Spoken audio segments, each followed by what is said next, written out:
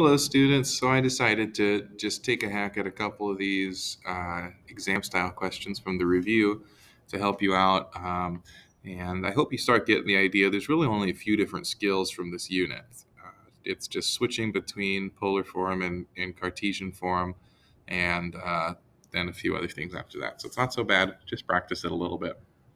So I'm looking at problem number one here, and I've got my r and my theta, my r and my theta, and just being careful to read, I actually have to switch them all back to a plus bi, which is a little bit annoying, but that's okay. So question A, I'm just going to multiply those, and so that means I go 3 times 4 to get 12, and you just add the two angles together. So I'm just doing negative pi over 3 plus 5 pi over 6. Let's find a common denominator of 6.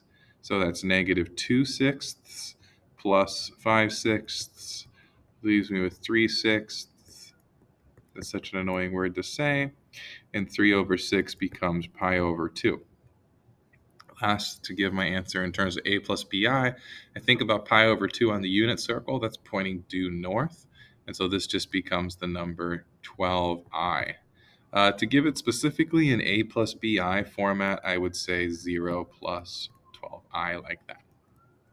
So that's z1 times z2. So now let's do z1 divided by z2 to the third power.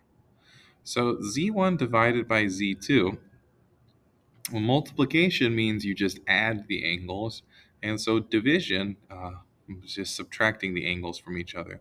So we just divide the 4 from z1 divided by 3 from z2, and then we have CIS z1 minus z2. So z1's angle minus z2's angle, and then we're going to take that whole thing and raise it to the third power. So 4 to the third power becomes 64. 3 to the third power becomes 27. And then when you raise an angle to the third power, you're just going to multiply by 3. So I'm going to go 3 times. I'm going to actually calculate this would be, I guess, negative 7 pi over 6. So we have 64 over 27 CIS. 3 over 6 can cancel out to be 2, negative 7 pi over 2. Okay, so now negative 7 pi over 2, let's think about that for a second. If I take negative 7 pi over 2, that's more than a full circle. So I can take away 4 pi over 2 from it. And then I can actually take another 4 pi over 2 and add that to get regular pi over 2. It turns out that this angle is the same as pi over 2. You're always allowed to add or subtract a full circle.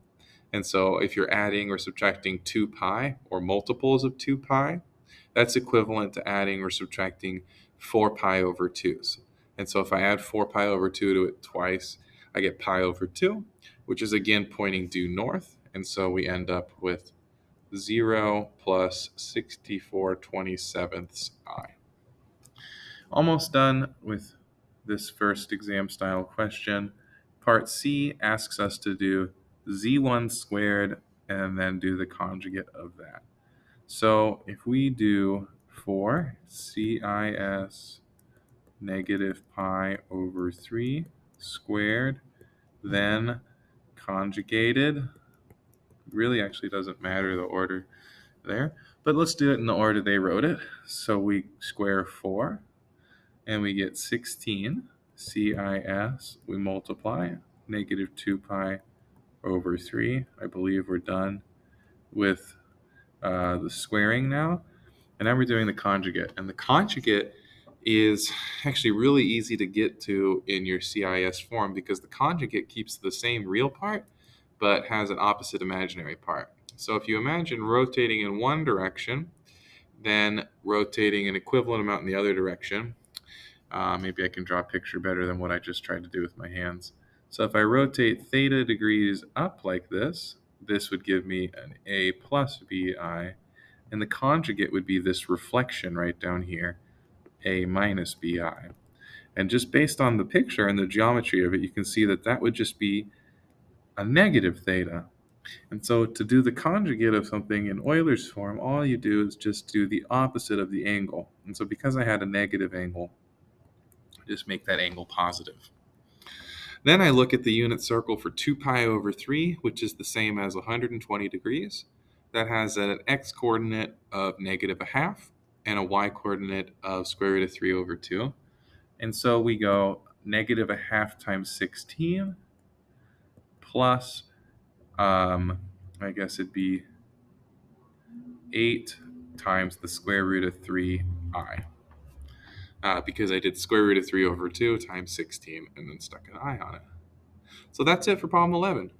Thanks for watching. I'll make a couple more, and you are always welcome to ask for particular problems or concepts in more detail.